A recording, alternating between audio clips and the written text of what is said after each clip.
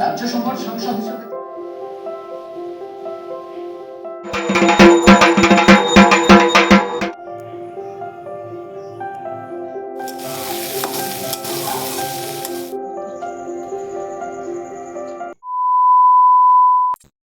নমস্কার, কেমন আছেন আপনারা সবাই? আশা করছি আপনারা ভালো আছেন। আমার নতুন আরেকটি ব্লগে আপনাদের অনেক অনেক স্বাগত এবং অনেক অনেক ভালোবাসা। সকলকে জানাই সুপ্রভাত। আর এখন বাজে প্রায় সকাল 9:30 মতো। 9:30 মতো মানে অনেকটাই বেলা হয়ে গেছে। আর এদিকে আমি চলে এসেছি কাজকর্ম করতে। তো অর্ধেক কাজকর্ম যেগুলো বাসি কাজ থাকে, মানে বিছানা তোলা, যা যা যাবতীয় কাজ থাকে বাসি, সেগুলো সমস্তটা করে নিয়েছি। এইবার শুধু কাজগুলো রয়েছে যে ঘর মোছাটা। তো ঘর মোছার আগে দেখলাম যে আবার কয়েকদিন ধরে দেখছি যে আমার সমস্ত ফার্নিচারে এরকম ধুলো পড়ে গিয়েছে। আপনারা যারা যারা আমার ভিডিও দেখেন তারা অনেকেই জানেন যে আমি এরকম ফার্নিচারে প্রায় মাঝে মাঝেই এরকম মুছি, কারণ প্রচণ্ড পরিমাণে ধুলো পড়ে যায়। আমি আগেই বললাম আমাদের বাড়িটা রোডের ধারে না, আমাদের বাড়িটা অনেকটাই ভেতরে।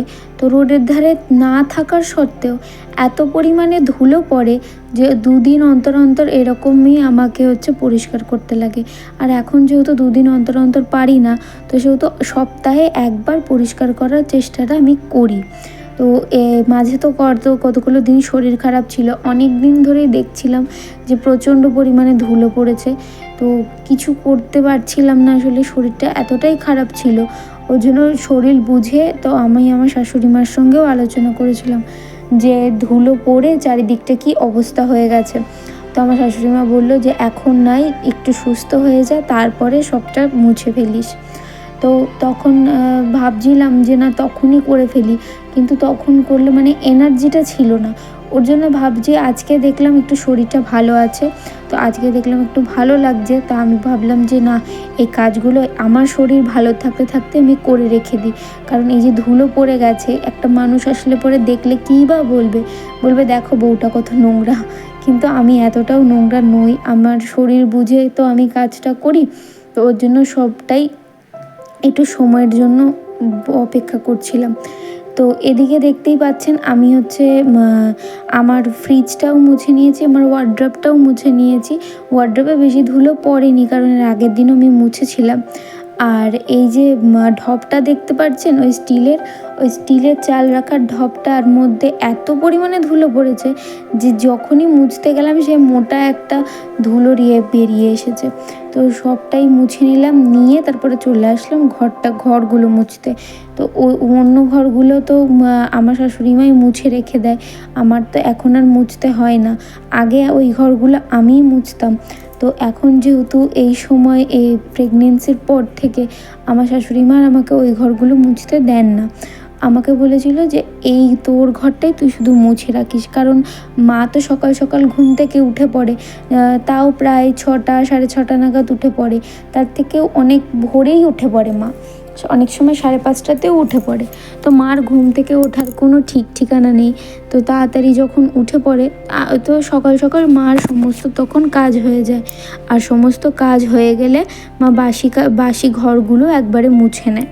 তো বাসি ঘরগুলো যখন মুছে নেয়, আমার ঘরটা তো আর মুছতে পারে না, কারণ আমার ঘরটা আমি মুছতে দিই না। কারণ আমার ঘরটা আমি বলি যে না আমার ঘরটা আমিই মুছবো, কারণ তার ঘরটা সে মুছতে পারে, কিন্তু আমার ঘরটা আমি কী করে বাসি ঘরটা মুছতে দিই তাকে।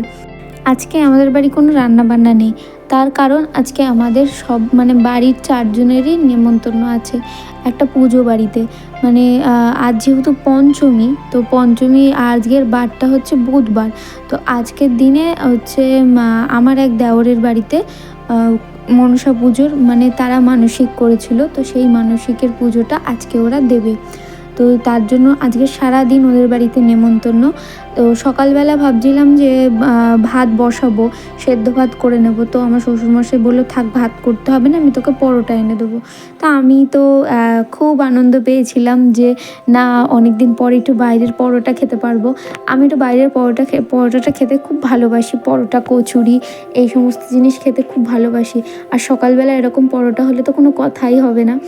তো সকালবেলা পরোটাটা খেয়ে তারপরে চলে গেলাম স্নান করতে, সমস্ত কাজকর্ম সেরে নিয়ে স্নান করতে চলে আসলাম। আর বাইরের ওয়েদারটা দেখতে পাচ্ছেন, আমি এই আসলে এই বাইরের ওয়েদারটা আমি আপনাদের না দেখিয়ে পারি না, কারণ এত সুন্দর লাগে বাইরের ওয়েদারটা। দেখতেই পাচ্ছেন পেছনে আমার সামনের দিকটা দেখতে পাচ্ছেন যে কত সুন্দর, আকাশটা দারুণ লাগছে না, পুরো নীল, খুব সুন্দর লাগছে। তো আমি জামা কাপড় মেলছিলাম, আর জামা কাপড় যেগুলো শুকিয়ে গেছে সেগুলো তুলতে এসেছিলাম। তো তোলার পরে অনেকক্ষণ পরে না শুনতে পেলাম কি যে ঢাকের আওয়াজ পাওয়া যাচ্ছে। আমি ভাবছি ঢাকের আওয়াজ কোথা থেকে আসছে, তখন আমার মনে পড়লো যে মা তো বলেছিল যে ওরা ঠাকুর মানে নিয়ে আসবে, বড় দেখে একটা ঠাকুর নিয়ে আসবে, তারপরে সেই ঠাকুর দিয়ে পুজো করবে। কুমারটুলি থেকে একটা বড় ঠাকুর ওরা বায়না করেছে, বড় বলতে ভালোই বড়। তো ওই ঠাকুরটাই এখান থেকে আমি ছাদের ওপর দিয়ে দেখার চেষ্টা করছিলাম যে কোথা দিয়ে যাচ্ছে, যে ওইটুকুনি জায়গা থেকে আমি দেখছিলাম এখান থেকে দেখা যায় ওই যে ঠাকুর চলে গেল। তো এটা হচ্ছে মনসা ঠাকুর, আর ওরা সবাই মনসা ঠাকুরই আনতে গিয়েছিল। আর শুধু ওরা নয়, আমার শ্বশুরমশাই ভ্যানে করে আনতে গিয়েছিল। তারপরে দুপুরবেলা চলে আসলাম, রেডি ফেডি হয়ে একটু বসেই ছিলাম। তারপরে তো কোনো কাজই ছিল না, দিয়ে বসেছিলাম। বসে থাকার পরে তারপরে আমার হাজব্যান্ড আসলো। তো বরমশাই আসার পরে তারপরে বললো তুমি রেডি হয়ে নাও, আমি তাহলে স্নানটা করে নিই। ও গেছে স্নান করতে, আর আমি এদিকে রেডি হয়ে গিয়েছি। আজকে পরে নিয়েছি শাড়ি, কারণ পুজো বাড়ি যেহেতু, একটু পুজো বাড়িতে শাড়িটা না পরলে না ভালো লাগে না, যেহেতু বউ মানুষ, তো ওর জন্য শাড়িটা পরে নিয়েছি। আর এই শাড়িটা না আমার খুব প্রিয় একটা শাড়ি, তো এই শাড়িটাই আমি বের করে পরলাম আজকে। এই শাড়িটা খুব কমই পরি আমি। তো চলে আসলাম এদিকে, রাস্তায় বেরিয়ে পড়েছি। এটা আমাদেরই পাড়ার রাস্তা, আর বেশি দূরেও না, এখান থেকে হয়তো হাঁটা পথে বেশি না 10-20 সেকেন্ডের মতো লাগবে। তো এদিকে আমার হাজব্যান্ডের সঙ্গে আমিও চলে আসলাম, আর এসে দেখছি এখানে পুজো হচ্ছে। তো এই ভিডিওগুলো আমার নয়, এই ভিডিওগুলো আমি করিনি। আর যে দেওরটার বাড়িতে পুজো হচ্ছিল সেই দেওরটাকে আমি বলেছিলাম যে তুমি হচ্ছে আমাকে এই ভিডিওগুলো দাও, কারণ ওকে দেখেছিলাম আমি ভিডিও করতে। তো আমি ভাবলাম ওর কাছ থেকে আমি নিয়ে নেব, আমার আর ভিডিও করতে হবে না। তো এদিকে দেখতে পাচ্ছেন ঠাকুর বসিয়ে দিয়ে ঠাকুরমশাই পুজোও করে নিচ্ছেন। তো আমরাও দাঁড়িয়ে দাঁড়িয়ে দেখছিলাম পুজোটা। আর ওদের বাড়ি প্রচুর লোক এসেছিল, সুন্দর, আর অ্যারেঞ্জমেন্টও খুব সুন্দর হয়েছিল, পুজোটাও খুব সুন্দর হয়েছিল। তো দাঁড়িয়ে দাঁড়িয়ে দেখছিলাম। আর ওই যে আমার শাশুড়ি মা চলে গেল, ওটা হচ্ছে আমার শাশুড়ি মা। তো সকাল থেকে এখানে পুজোর কাজে লেগে পড়েছে, আমার শাশুড়ি মাকেও সকাল থেকে পুজোর কাজেই লাগিয়ে দিয়েছে। তো এদিকে আমি সারাদিন বাড়িতে একা একাই ছিলাম। তো আমার শাশুড়ি মা বারবার এসে আমাকে দেখেও যাচ্ছে, কারণ মা তো ভরসা পাচ্ছে না যে একা একা এই অবস্থায় বাড়িতে রয়েছি। তো মাকে আমি বলছি যে না, অসুবিধা হবে না, তুমি যাও, আমি রয়েছি বাড়িতে, অসুবিধা হলে আমি ফোন করে নেবো। তারপরে এই যে চলে আসলাম দুপুরবেলা, পুজো টুজো শেষ, ওদের ওখানে পুজো শেষ হয়ে গেছে, দিয়ে তারপরে আমরা খেতে বসে পড়েছি। আর আজকে খাওয়াটা যেহেতু পুজো বাড়ি, নিরামিষ পুরোটাই। ডাল ভাত, উচ্ছে দিয়ে ডাল করেছিল, মটর ডাল, ভাত, বেগুন ভাজা, আর আলুর চিপস, আর হচ্ছে পটল আলু দিয়ে রসা। তো খুব সুন্দর রান্না করেছিল ওরা। আর রাঁধুনিরা দেখতেই পাচ্ছেন রাত্রেবেলা খিচুড়ি হবে, তো সেই খিচুড়িটা রান্না করছিল। রাতে আর আমি ভিডিও করিনি, কারণ রাত্রেবেলা হঠাৎ করেই আমার আবার শরীর খারাপ শুরু হয়ে যায়। তো তারপর থেকে সন্ধেবেলার পর থেকে আমি আর কোনো ভিডিওই করিনি। আর এদিকে দেখতে পাচ্ছেন সন্ধেবেলা চলে এসেছি আমি দুধ জাল দিতে। তো দুধটা আমি জাল দিয়ে নিচ্ছি। আমি যেহেতু প্যাকেটের দুধই খাই, গরুর দুধ খাই না, আমি প্যাকেটের দুধটাই খাই। তো রোজ একটা করে প্যাকেটের দুধ নিয়ে আসা হয়, আর এই প্যাকেটের দুধটাই আমরা খাই। আমরা খাই বলতে আমি খাই, আমার শ্বশুর শাশুড়ি খায় না, আমি খাই শুধু ওই প্যাকেটের দুধটা দিয়ে জাল দিয়ে নিলাম। আজকে সকালবেলা পাউরুটির একটা গাড়ি এসেছিলো, তো ওই গাড়িটার মধ্যে অনেক রকমের মানে মুখরোচক খাবার ছিল, যেরকম চানাচুর, তারপরে নিমকি, আরও অনেক কিছু ছিল। তো ওর মধ্যে আমার এই কটকটি ভাজাটা খুব পছন্দ হয়েছিল। তো আমি ভাবলাম ছোটোবেলায় এই কটকটি ভাজাটা আমরা 2 টাকা করে ছোটো ছোটো প্যাকেটে পাওয়া যেত, তখন খেতাম। আর আজকে 20 টাকা দিয়ে এই প্যাকেটটা আমি কিনলাম অনেক দিন পরে। তারপরে চলে আসলাম, দেখছি হঠাৎ করে খুব খিদে পাচ্ছে। তো খিদে পাচ্ছে বলে তো কী খাবো অনেকক্ষণ ধরে চিন্তা করার পরে মনে পড়লো ঘরে ডালিয়া আছে। তো ডালিয়া আছে যেহেতু, তো সেহেতু যেমন ভাবা তেমন কাজ। তো আমি ভাবলাম তো চলো আজকে একটু ডালিয়াই বানিয়ে খাওয়া যাক, একটু অন্যরকমভাবে ডালিয়া খাবো। আমরা ডালিয়া মানে জানি যে খিচুড়ি, তারপরে ওরকম ফেনা ভাতের মতো যেরকম করে খায় সেরকম, কিন্তু আমি আজকে অন্যরকমভাবে একটু সবজি টবজি দিয়ে ডালিয়া করব। তো এই যে সমস্ত সবজি নিয়ে নিয়েছি, এর মধ্যে আলু ছিল, শিম ছিল, পটল ছিল, আর বাঁধাকপি ছিল, আর হচ্ছে কটা গাজর ছিল। তো আমার কাছে যে সমস্ত সবজি ছিল সেই সমস্ত সবজি আমি দিয়ে রান্না করছি। আর এই যে একটু মোটা মোটা করে আলু কটা কেটে নিয়েছি, এই আলুগুলো দিয়ে এখন আমি ভাজবো। আলুটা আগে ভাজছি, তার কারণ আলুটা কাঁচা থেকে যায় অনেক সময়, ওই জন্য আলুটা আগেই ভেজে নিচ্ছি। একটুখানি লবণ দিয়ে আমি আলুটা ভেজে নেব। তারপরে সমস্ত সবজিগুলো ভালো করে ভেজে নেব। এইটা আমি হচ্ছে আমার বাবার বাড়িতে রান্না করে খুব খেতাম, কারণ আমার বাবার বাড়িতে এরকম ডালিয়ার প্যাকেট প্যাকেট ধরাই থাকতো।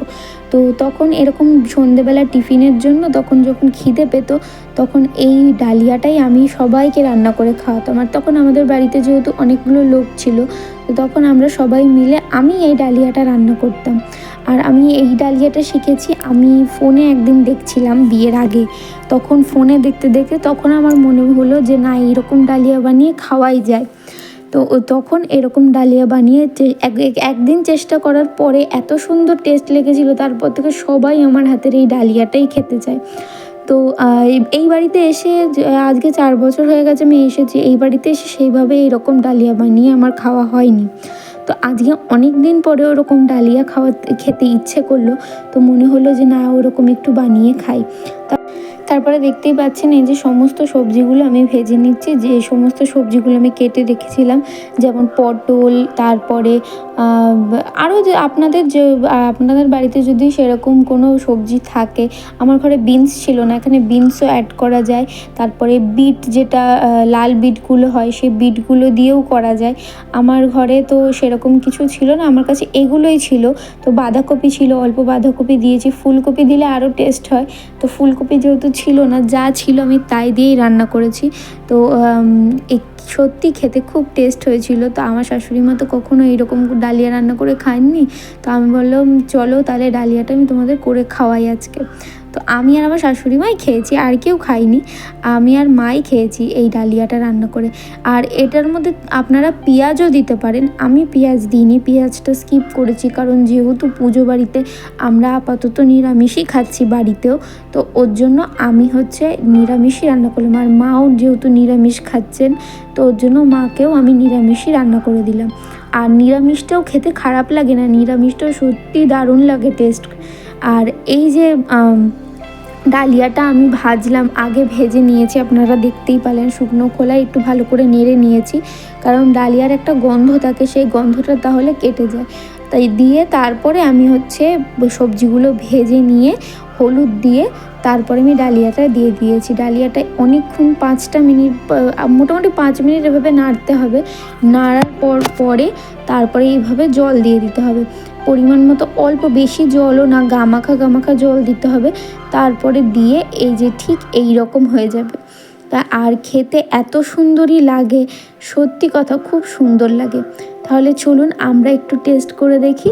আপনারাও এরকম যদি কখনো আপনাদের বানাতে ইচ্ছে করে, একবারও আপনারা ট্রাই করে দেখবেন, সত্যি অসাধারণ লাগে খেতে। ওই ম্যাগি, পাস্তা এইসবের থেকে আমার মনে হয় এটা যেরকম হেলদি, ডালিয়াটা খাওয়াটা তো সত্যিই হেলদি। আর এটা হচ্ছে তেল দিয়ে একটু ভাজতে হয় এই আর কি।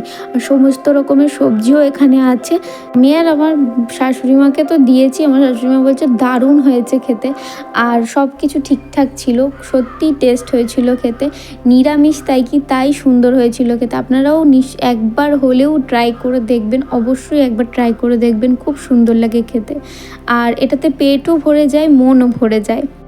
তাহলে চলুন আজকের ব্লগটা আমি এখানেই শেষ করছি। কেমন লাগলো আজকের ভিডিওটা অবশ্যই কমেন্টের মাধ্যমে জানাবেন, এবং ভালো লাগলে একটি লাইক করে দেবেন।